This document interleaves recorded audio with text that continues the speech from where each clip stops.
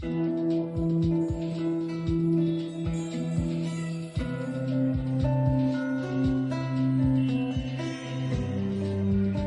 had one client that agreed a reduced price on one service with its service provider, but agreed to defer the price reduction for a year.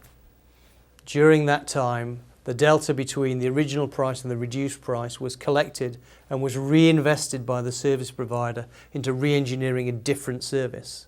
It engendered benefits somewhere else, and that in turn was reinvested. So that provided a joint incentive for both parties to improve. The customer ultimately got better services and cheaper services, but it did so by a jointly incentivized gain share type mechanism. And it's those sort of creative things that I think the most sophisticated outsourcing customers will think about.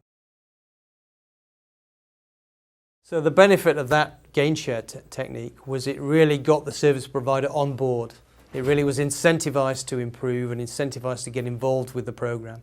It really saw it as something that cemented the relationship, kept it with that customer for a longer period of time. And in fact, that's what happened. The relationship endured for longer than it otherwise would had it not been for that gain share relationship that was created.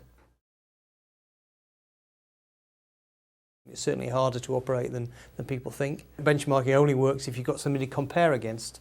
The more complex the service, the more sophisticated the service, the more investment's gone into development of a service, the harder it is to compare.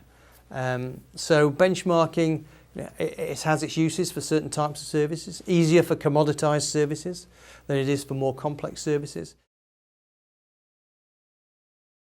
The times when I've seen benchmarking work better actually are when it comes towards the end of an agreement as a feature in the decision point as to whether to renew, renegotiate or go back out to market. That's when benchmarking can really have input into your internal thought processes and into your dialogue with the existing service provider.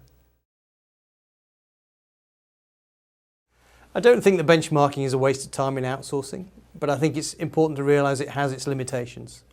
Benchmarking is a big adjustment. It's not something you'll do on a regular basis. You're relying on a third party to come in, take a look at your relationship, suggest changes, and then hopefully those changes will be implemented. But those changes by necessity are going to be fairly adversarial to the service provider.